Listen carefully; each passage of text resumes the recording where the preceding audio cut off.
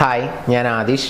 ഇന്നത്തെ വീഡിയോയിലൂടെ നമ്മൾ ഡിസ്കസ് ചെയ്യാനായിട്ട് പോകുന്നത് പുതിയതായിട്ട് നമ്മൾ ചില ആളുകളെ മീറ്റ് ചെയ്യുന്ന സമയത്ത് നമുക്കൊരു ഫസ്റ്റ് ഇംപ്രഷൻ ക്രിയേറ്റ് ചെയ്യാൻ വേണ്ടിയിട്ട് ശ്രദ്ധിക്കേണ്ട കുറച്ച് പ്രധാനപ്പെട്ട കാര്യങ്ങളെക്കുറിച്ചാണ്. എല്ലാവർക്കും എൻ്റെ പുതിയ വീഡിയോയിലോട്ട് സ്വാഗതം.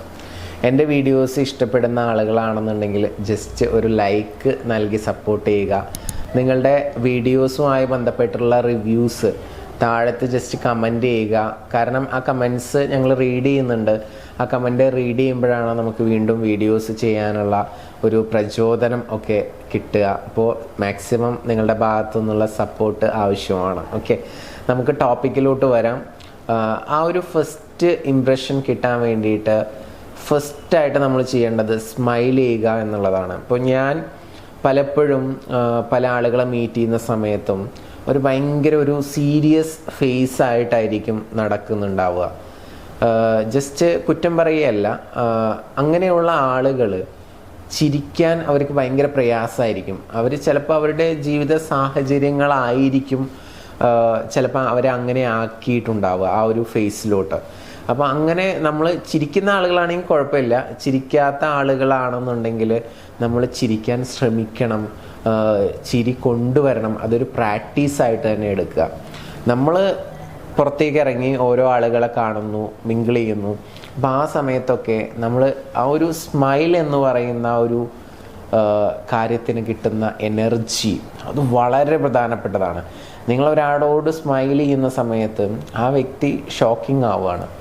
ആ വ്യക്തി ചിലപ്പോൾ തിരിച്ച് സ്മൈൽ ചെയ്യും. അതല്ലെങ്കിൽ നിങ്ങൾ സ്മൈൽ ചെയ്യുന്നത് വഴി ആ വ്യക്തിക്ക് ഒരു ചെറിയൊരു പോസിറ്റീവ് എനർജി കിട്ടും. ആ കാര്യത്തിൽ ഒരു സംശയവുമില്ല. ചിലപ്പോൾ എന്തെങ്കിലും ദുഃഖിച്ചിരിക്കുന്ന ആളായിരിക്കും. അപ്പോൾ ആ വ്യക്തിയോട് ഒരാൾ നോക്കി ചിരിക്കുമ്പോൾ അതിൻ്റെ ചെറിയൊരു എനർജി അവർക്ക് എന്തായാലും കിട്ടും. So smile is very very important. Okay, രണ്ടാമത്തെ കാര്യം എന്ന് പറയുന്നത് നന്നായിട്ട് വെൽ ഡ്രസ്ഡ് ആവുക എന്നുള്ളതാണ്. ഡ്രസ്സിങ്ങിന് ഒരുപാട് ഇംപ്രഷൻ ഉണ്ടാക്കാനായിട്ട് പറ്റും. എപ്പോഴാണ് നമ്മളെപ്പോഴും നല്ലത് കാണുമ്പോൾ അതിലോട്ടൊരു അട്രാക്ഷൻ പോവും, ശരിയല്ലേ? ഇപ്പോൾ ഞാനിവിടെ വീഡിയോ എടുത്തുകൊണ്ടിരിക്കുന്ന സമയത്ത് നല്ല ബ്യൂട്ടിഫുൾ ആയിട്ടുള്ള ഒരാൾ ഇതിലൂടെ നല്ല രീതിയിൽ ഡ്രസ്സ് ചെയ്തിട്ട് നടന്നു പോയി കഴിഞ്ഞാൽ സ്വാഭാവികമായിട്ടും എൻ്റെ ശ്രദ്ധ അങ്ങോട്ട് പോവും, ശരിയല്ലേ? സോ അതുകൊണ്ട് വെൽ ഡ്രസ്ഡ് ആയിട്ടിരിക്കുക എന്ന് പറയുന്നത് എപ്പോഴും ഒരു അറ്റൻഷൻ കിട്ടുന്ന കാര്യമാണ്. അതുവഴി നമുക്ക് മറ്റുള്ള വ്യക്തികളെ ഇംപ്രസ് ചെയ്യിപ്പിക്കാനായിട്ട് പറ്റും.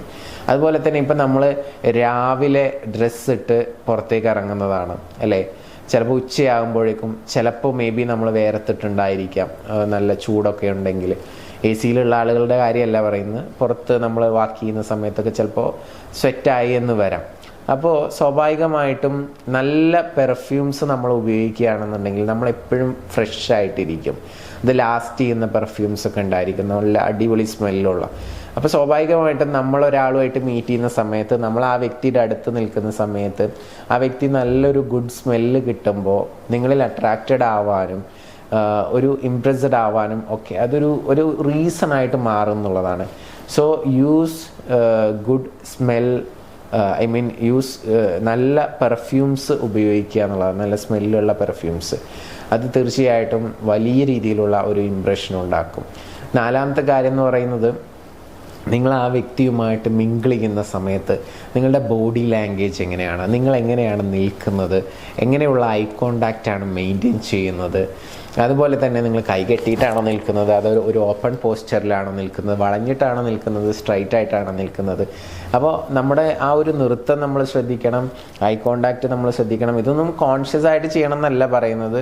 നമ്മൾ ചിലപ്പോൾ അതിലൊന്നും നമ്മുടെ ശ്രദ്ധയില്ലെങ്കിൽ നമ്മൾ കുറച്ച് മീറ്റിങ്സിലൊക്കെ അല്ലെങ്കിൽ കുറച്ച് ആളുകളെയൊക്കെ മീറ്റ് ചെയ്യുന്ന സമയത്ത് ഒന്ന് ശ്രദ്ധിച്ചു കഴിഞ്ഞാൽ പിന്നെ അത് ശീലമായി മാറിക്കോളും. നല്ല ഐ കോണ്ടാക്റ്റ്, നല്ല സ്റ്റാൻഡിങ് പൊസിഷൻ, അതുപോലെ തന്നെ നല്ല ബോഡി ലാംഗ്വേജ്, അവർ സംസാരിക്കുന്ന സമയത്ത് നല്ല രീതിയിൽ ലിസണർ ആവുക, നന്നായിട്ട് ലിസൺ ചെയ്യുക, അത് അണ്ടർസ്റ്റാൻഡിങ് ചെയ്യുക എന്നൊക്കെ പറയുന്നത് വളരെ പ്രധാനപ്പെട്ട ഘടകമാണ്. ഇതെല്ലാം ഓപ്പോസിറ്റ് നിൽക്കുന്ന വ്യക്തിയിൽ ഇംപ്രഷൻ ഉണ്ടാക്കും എന്നുള്ളതാണ്.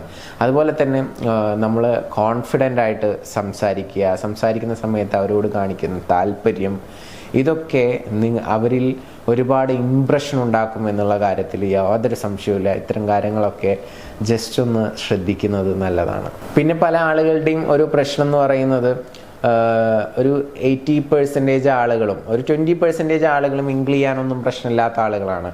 പക്ഷേ 80% ആളുകളും പുതിയൊരാളുമായിട്ട് മിങ്കിൾ ചെയ്യുന്ന സമയത്ത് കുറച്ച് നെർവസ് ഉള്ള കൂട്ടത്തിലാണ്. അസ്വസ്ഥതയായിരിക്കും അവർക്ക്, ഒരു സ്റ്റാർട്ടിങ് ട്രബിൾ എന്നൊക്കെ വേണമെങ്കിൽ പറയാം. അത് ഓപ്പോസിറ്റ് നിൽക്കുന്ന ആൾക്കും ഉണ്ടാവും, നമുക്ക് മാത്രമല്ല. അപ്പോൾ അതങ്ങനെ ചിന്തിക്കുക, അത് സ്വാഭാവികമാണെന്ന് ചിന്തിക്കുക. നമ്മൾ പോയി മിങ്കിൾ ചെയ്യുക, സംസാരിക്കുക, ചിരിക്കുക, ഫണ്ണായിട്ടിരിക്കുക എന്നുള്ളതാണ്. ഓക്കെ. പിന്നെ പ്രധാനമായിട്ടും ശ്രദ്ധിക്കേണ്ട കാര്യങ്ങൾ, ഇപ്പോൾ ഓൾറെഡി പ്ലാൻ ചെയ്തിട്ടൊക്കെയാണ് ഒരു മീറ്റിങ്ങിന് പോകുന്നതെങ്കിൽ നമുക്ക് കുറച്ച് ക്വസ്റ്റ്യൻസ് പ്രിപ്പയർ ചെയ്തിട്ട് പോവാം, നല്ല ടോക്ക് ചെയ്യാൻ പറ്റിയിട്ടുള്ള ടോപ്പിക്കുകളൊക്കെ ആലോചിച്ചിട്ട് പോവാം. അപ്പോൾ അതൊക്കെ ഓരോന്നോരോന്ന് ഇങ്ങനെ കയ്യിൽ നിന്ന് എടുത്തിടാനായിട്ട് പറ്റും.